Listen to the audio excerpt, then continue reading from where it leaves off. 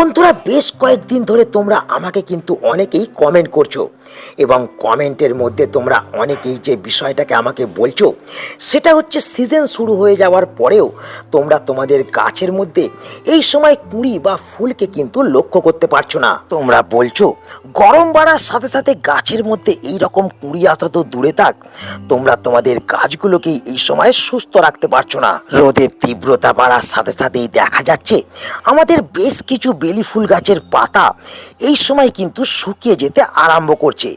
আবার অনেক ক্ষেত্রে দেখা যাচ্ছে এই প্রবল তাপমাত্রা বাড়ার সাথে সাথে গাছের পাতাও কিন্তু এই রকম পরিষ্কার চকচকে থাকার বদলে কুঁকড়ে কিন্তু জড়ো হয়ে যেতে আরম্ভ হয়ে যাচ্ছে। এবং এর পাশাপাশি যেটা হচ্ছে আমাদের অনেক গাছ এই সময় কিন্তু এই রকম নতুন নতুন ব্রাঞ্চেস এবং পাতাকে আনা পুরোপুরিভাবে কিন্তু বন্ধ করে দিয়েছে। সিজন শুরু হওয়ার সাথে সাথে তোমাদের বেলি ফুল গাছ থেকে শুরু করে জুঁই ফুল গাছের মধ্যেও যদি প্রচুর পরিমাণে তোমাদের কুঁড়ি এবং ফুলকে আনতে হয়, গাছের মাটির মধ্যে নিউট্রিশনের ঘাটতিকে যেমন তোমাদের মেটাতে হবে, তেমন এর সাথে সাথে আরও কিছু পদক্ষেপ যদি আমরা এই সময় গ্রহণ করতে পারি, তাহলে আমাদের ছোট থেকে বড় সমস্ত বেলফুল গাছের মধ্যেই আমরা কিন্তু এই রকম কুঁড়িকে কিন্তু আসতে লক্ষ্য করতে পারবো। এবং তার সঙ্গে সঙ্গে গাছের পাতা পুড়ে যাওয়া, গাছের পাতা কুঁকড়ে যাওয়া, এই সব সমস্যা যেমন দূর হবে, তেমন আমাদের যে সমস্ত বেলি ফুল গাছগুলির মধ্যে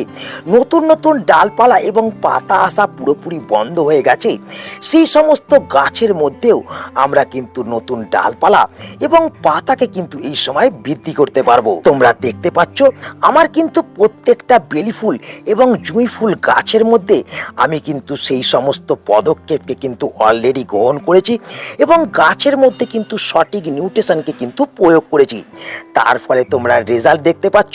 আমার প্রত্যেকটা ডালপালায় যেমন কুঁড়ি আসতে শুরু করেছে, তেমন গাছের গ্রোথও কিন্তু এই সময় থেমে যায়নি। তো এই ধরনের রেজাল্ট যদি তোমরাও তোমাদের বেলফুল গাছ থেকে পেতে চাও, তাহলে কিন্তু তোমাদের এই সময় কোন ধরনের পদক্ষেপগুলো গ্রহণ করতে হবে, কোন ধরনের নিউট্রিশন গাছের মধ্যে প্রোভাইড করতে হবে, সেটা জানতে এবং বুঝতে হতে গেলে কিন্তু ভিডিওটাকে আজকে শুরু থেকে শেষ পর্যন্ত দেখতে হবে, একটুও স্কিপ করা চলবে না।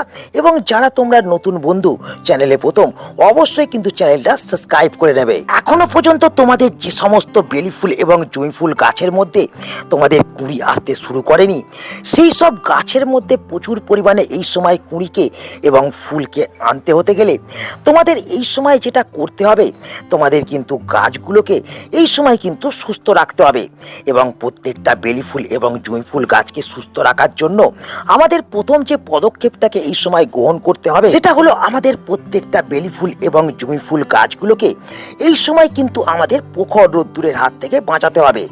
আমাদের বেলি ফুল এবং জুঁই ফুল গাছ যদিও একটি গ্রীষ্মকালীন গাছ, কিন্তু এই গাছও কিন্তু 35 ডিগ্রির ওপরের তাপমাত্রাকে একেবারেই কিন্তু সহ্য করতে পারে না। এবং এই প্রখর তাপমাত্রাতে যে সমস্যাটা হয়, গাছের পাতা কিন্তু পুড়ে যেতে আরম্ভ করে, গাছের পাতার মধ্যে একটা কোঁকড়ানো ভাব লক্ষ্য করা যায় এবং তার সঙ্গে সঙ্গে গাছ কিন্তু নতুন নতুন ডালপালা এবং পাতা কিন্তু বৃদ্ধি করা বন্ধ করে দেয়। এবং আমরা সকলেই জানি আমাদের বেলফুল গাছের কিন্তু নতুন ব্রাঞ্চ থেকেই কিন্তু কুঁড়ি আসতে শুরু করে।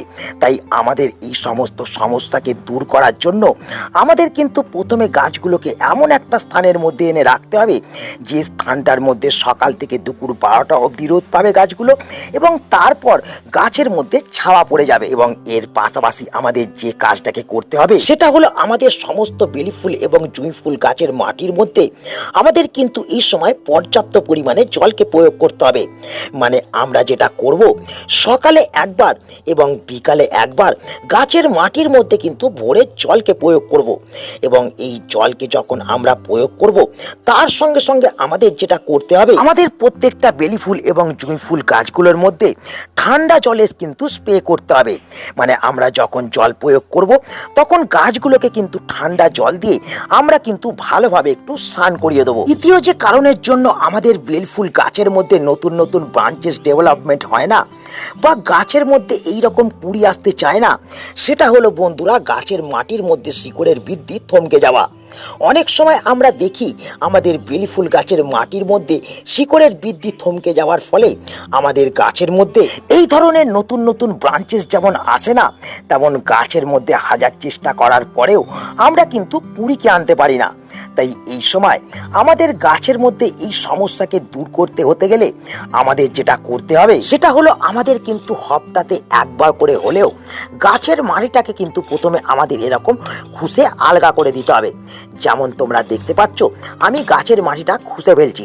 এই মাটিকে খুশে দেওয়ার পাশাপাশি আমরা যদি প্রত্যেক 15 দিন অন্তর অন্তর আমাদের বেলি ফুল গাছের মধ্যে বা জুঁই ফুল গাছের মাটির মধ্যে আমরা যদি এক মুঠো করে যে কোনো কম্পোস্ট জাতীয় সারকে ব্যবহার করে দিতে পারি, তাহলে গাছের মাটির মধ্যে কম্পোস্ট জাতীয় সারকে ব্যবহার করলে মাটি যেমন এই সময় উর্বর এবং ঝুরঝুরে থাকবে, তার ফলে যেমন গাছের শিকড়ের বৃদ্ধি বিকাশ হবে, তেমন আমরা কম্পোস্টকে প্রয়োগ করে আমরা গাছের মাটির মধ্যে কিন্তু নাইট্রোজেনের যোগান দিতে পারবো। তৃতীয় যে কারণের জন্য আমাদের বেলফুল গাছের মধ্যে নতুন গ্রোথ আসতে চায় না এবং সিজন শুরু হয়ে যাওয়া সত্ত্বেও আমরা গাছের মধ্যে কুঁড়ি এবং ফুলকে আসতে লক্ষ্য করতে পারি না, সেটা হলো আমাদের গাছের মাটির মধ্যে আর্দ্রতা না থাকা।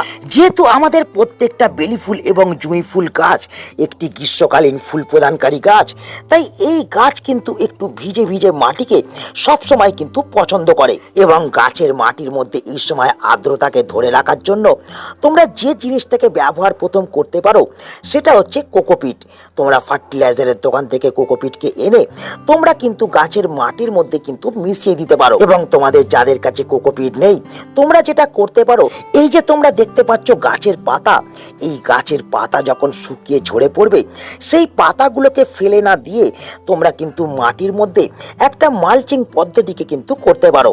এক্ষেত্রে যদি এই পাতাকে তোমরা গাছের মাটির মধ্যে চাপা দিয়ে রাখতে পারো, তাহলে কিন্তু ডাইরেক্ট যে সূর্যের আলো, সেই আলো কিন্তু গাছের মাটির মধ্যে পড়তে পারবে না, তার ফলে গাছের মাটি থেকে আর্দ্রতা উবে যাবে না। তো যে কারণের জন্য তোমাদের বেলি ফুল গাছের ডেভেলপমেন্ট এই সময় হচ্ছে না বা বেলি ফুল গাছের মধ্যে তোমরা কুঁড়িকে লক্ষ্য করতে পারছো না, সেটা হলো বন্ধুরা আমাদের বেলি ফুল গাছের মধ্যে এমন কিছু ডালপালা বেরোয় যে ডালপালার মধ্যে কুঁড়ি আসতে শুরু করে এবং তার সঙ্গে সঙ্গে এমন কিছু ডালপালা গাছের মধ্যে বৃদ্ধি হতে থাকে যে ডালপালার মধ্যে কিন্তু কুঁড়ি আসতে চায় না, শুধুমাত্র ডালপালাগুলো বেড়ে যেতে আরম্ভ করে। তো আমাদের যেটা করতে হবে এই সময় আমাদের বেছে বেছে যেসব ডালপালাগুলো দ্রুত হারে বৃদ্ধি হচ্ছে এবং কুঁড়ি আসতে চাইছে না, সেই সব ডালপালাগুলোকে কিন্তু পুন করে দিতে হবে। যেমন তোমরা দেখতে পাচ্ছ আমার এই ডালটা কিন্তু অত্যাধিক পরিমাণে বৃদ্ধি হচ্ছে, কিন্তু গাছের ডালের মাথার মধ্যে কিন্তু কুঁড়ি আসতে চাইছে না। তো আমাদের যেটা করতে হবে এই ডালটাকে 5 থেকে 6 ইঞ্চি আমাদের কিন্তু পুন করে দিতে হবে। তোমরা কিন্তু দেখতে পাচ্ছ আমি কিন্তু এই ডালটাকে পুন করে দিলাম এবং পুন করে দিলে যেটা হবে এই জায়গা থেকে কিন্তু দুটো ডাল বেরোতে আরম্ভ করবে এবং সেই ডাল থেকে কিন্তু গাছের মধ্যে আবার কিন্তু ফুল আসতে শুরু করবে। তো এইভাবে কিন্তু তোমাদের গাছের কাটাই ছাঁটাইটা করতে হবে এবং তার সঙ্গে সঙ্গে গাছের কাটাই ছাঁটাই করার পর যখন এই ধরনের কুঁড়ি এসে যাবে এবং গাছের মধ্যে যখন ফুল ফুটে যাবে এবং ফুলগুলো যখন ফোটার পর শুকিয়ে গাছ থেকে ঝরে পড়বে বা তোমরা তুলে নেবে, তখন এই বৃন্তগুলো কিন্তু গাছের মধ্যে রয়ে যাবে। কিন্তু এই বৃন্তগুলোকেও তোমাদের কিন্তু সময় সময় পুন করে দিতে হবে। তোমরা এখানে দেখতে পাচ্ছ আমি কিন্তু গাছের বৃন্তটাকে কিন্তু পুন করে দিলাম। এক্ষেত্রেও কিন্তু গাছ থেকে নতুন নতুন শাখা বৃদ্ধি হবে এবং সেই ডালপালা থেকে কিন্তু আমাদের আবার গাছ কিন্তু কুঁড়ি এবং ফুলকে প্রদান করবে। যে 5 নম্বর কারণের জন্য আমাদের বেলি ফুল গাছের ডেভেলপমেন্ট এই সময় হচ্ছে না বা যে কারণের জন্য আমাদের বেলি ফুল গাছের মধ্যে এই সময় কুঁড়ি এবং ফুল আসছে না, সেটা হলো আমাদের গাছের মাটি অ্যাসিডিক না থাকা। যেহেতু আমাদের বেলি ফুল গাছ একটি অ্যাসিডিক মাটিকে পছন্দ করে, তাই আমরা যদি এই সময় আমাদের বেলি ফুল গাছের মাটিকে অ্যাসিডিক না রাখি রাখি তাহলে কিন্তু কখনোই আমাদের বেলফুল গাছগুলি আমাদের যেমন ফুল দেবে না, তেমন গাছের ডেভেলপমেন্টকেও কিন্তু আমরা লক্ষ্য করতে পারবো না। তাই আমরা যদি চাই ঘরোয়া পদ্ধতিতে আমাদের বেলফুল গাছের মাটিকে অ্যাসিডিক রাখতে, তাহলে আমাদের যেটা করতে হবে, আমাদের একটা পাত্রের মধ্যে কিছুটা জল নিতে হবে এবং জলকে নেওয়ার পর আমাদের যেটা নিতে হবে, আমাদের কিন্তু এই ফটকিরিকে সংগ্রহ করতে হবে এবং এক টুকরো ফটকিরিকে নিয়ে জলের মধ্যে দিয়ে আমাদের কিন্তু 30 থেকে 40 মিনিট ফটকিরিটাকে কিন্তু ডুবিয়ে রেখে দিতে হবে এবং 40 মিনিট পর যখন তোমরা দেখবে জলের রংটা এই রকম সাদা বর্ণের হয়ে গেছে, তখন তোমরা যেটা করবে ফটকিরিটাকে কিন্তু জল থেকে তুলে নেবে এবং তুলে নেওয়ার পর গাছের মাটির মধ্যে মাসে একবার করে কিন্তু বিকাল বেলার দিকে তোমরা প্রয়োগ করে দেবে। একটা বিষয়কে মাথায় রাখবে, এই ফটকিরি যেহেতু গাছের কোনো খাবার নয়, তাই অতিরিক্ত পরিমাণে বা বারবার কিন্তু আমরা ব্যবহার করব না। কমসে কম 30 থেকে 40 দিনের ব্যবধানেই আমরা কিন্তু এই ফটকিরিকে একবার করে আমরা আমাদের বেলফুল গাছের মাটির মধ্যে কিন্তু প্রয়োগ করে দেব। এরপর সর্বশেষ যে পদক্ষেপটাকে আমাদের গ্রহণ করতে হবে, সেটা হলো আমাদের গাছের মাটির মধ্যে সঠিকভাবে নিউট্রিশনকে প্রয়োগ করা। তো এই সময় আমাদের গাছের মধ্যে যদি আমরা সঠিকভাবে খাবারকে না প্রয়োগ করি, সেক্ষেত্রেও কিন্তু গাছের বৃদ্ধি বিকাশ থমকে যাবে, গাছের মধ্যে কিন্তু কুঁড়ি বা ফুলকে আমরা লক্ষ্য করতে পারবো না। তাই এই সময় আমরা যেটা করব, এই যে ঘরোয়া খাবারটাকে তোমরা দেখছো, এই ঘরোয়া খাবারটাকে প্রয়োগ করে আমরা আমাদের গাছের মধ্যে potassium, iron, magnesium, sulphur, calcium এবং বিভিন্ন ধরনের কিন্তু অনুখাদ্যের যোগান দেবো। বন্ধুরা, এই খাবারটাকে তৈরি করার জন্য আমাদের প্রথম যে উপকরণটা লাগবে, সেটা হলো এই পেঁয়াজের খোসা। তোমরা দেখতে পাচ্ছ আমি কিন্তু পেঁয়াজের খোসাকে এখানে মিক্সির মধ্যে কিন্তু গুঁড়ো করে নিয়েছি। তো কতটা পরিমাণে আমরা এই পেঁয়াজের খোসাকে নেব খাবারকে তৈরি করার জন্য, আমি এখানে যেটা করব কিন্তু 2 চামচ এই পেঁয়াজের খোসাকে আমি কিন্তু নিয়ে নেব। তোমরা দেখতে পাচ্ছ আমি কিন্তু 2 চামচ নিয়ে নিলাম এবং এই 2 চামচ পেঁয়াজের খোসাকে নেওয়ার পরে আমরা যে জিনিসটা নেব, সেটা হলো বন্ধুরা এই চা পাতা। যে চা পাতাকে প্রয়োগ করে আমরা আমাদের বেলিফুল গাছের মধ্যে নাইট্রোজেনের যোগান দিতে পারবো এবং তার পাশাপাশি অনুখাদ্যেরও যোগান দিতে পারবো এবং এই চা পাতাও আমাদের কিন্তু বেলিফুল গাছের মাটিকে উর্বর রাখতে সাহায্য করবে। তো এক্ষেত্রে আমরা 2 চামচ এই চা পাতাকেও কিন্তু ব্যবহার করব এই খাবারটা তৈরি করার জন্য। এবং এই পেঁয়াজের খোসা এবং চা পাতাকে নেওয়ার পর আমরা যেটা নেব, সেটা হলো বন্ধুরা এই ডিমের খোসার গুঁড়ো, যার মধ্যে ফসফরাস থাকার পাশাপাশি আছে প্রচুর পরিমাণে ক্যালসিয়াম, যা গাছের জন্য এই সময় বিশেষভাবে প্রয়োজন। তো 1 চামচ এখানে আমরা কিন্তু ডিমের খোসার গুঁড়ো নিয়ে নেব এবং 3টে খাবারকে আমরা কিন্তু সুন্দরভাবে একে অপরের সঙ্গে কিন্তু মিশিয়ে নেব এবং এই খাবারটাকে মাসে অন্তত পক্ষে আমরা একবার করে যদি আমাদের বেলফুল গাছের মাটির মধ্যে প্রয়োজন মতন আমরা ছড়িয়ে দিতে পারি এবং গাছের মাটির মধ্যে যদি আমরা এই খাবারটাকে প্রয়োগ করে জল প্রয়োগ করে দিতে পারি, তাহলে যেটা হবে গাছের মাটির মধ্যে কিন্তু আমরা সমস্ত ধরনের পুষ্টিমূলক যোগান দিতে পারবো। তো এতক্ষণ ধরে আমি যে সমস্ত পরিচর্যার কথা তোমাদের বললাম, সেই সমস্ত পরিচর্যা বা পদক্ষেপগুলো যদি তোমরা এই সময় গ্রহণ করতে পারো, তাহলে তোমরাও কিন্তু বলতে ভুলে যাবে যে বেলিফুল গাছের মধ্যে ফুল আসছে না, কারণ মাত্র 7 থেকে 8 দিনের ভেতরেই এই পরিচর্যা করার পরেই কিন্তু তোমরা গাছের মধ্যে ফুলকে আনতে পারবে। তাই আজ এই ছোট্ট ভিডিওটাকে এখানেই আমি শেষ করছি। আশা করি এই ভিডিওটা তোমাদের সকলের কাজে লেগেছে।